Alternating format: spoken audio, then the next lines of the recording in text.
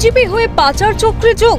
হাবড়ার অশোকনগরে kidney পাচার চক্রে নাম জড়ালো আইনজীবী প্রদীপ কুমার বরের। তিনি বাঁশদ্রোণীর বাসিন্দা, আলিপুর আদালতে প্র্যাকটিসে ছিলেন বলে পুলিশ সূত্রে খবর।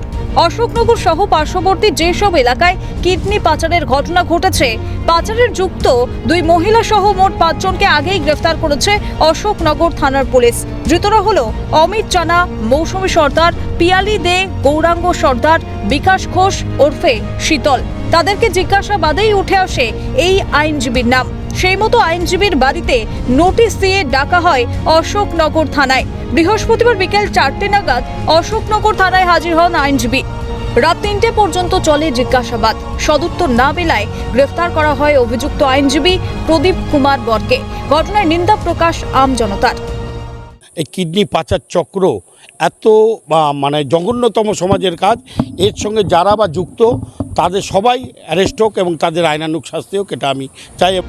পুলিশ সূত্রে জানা যায় 2014 সাল থেকে এই কাজের সঙ্গে যুক্ত ধৃত আইনজীবী পাচার চক্রের ঘটনায় আদালতে এফিডেভিট বাবদ 200 থেকে 500 টাকার জায়গায় তিনি 10,000 টাকা নিতেন এবং আদালতের কাগজে উল্লেখ করতেন কোনো রকম টাকার লেনদেন নেই।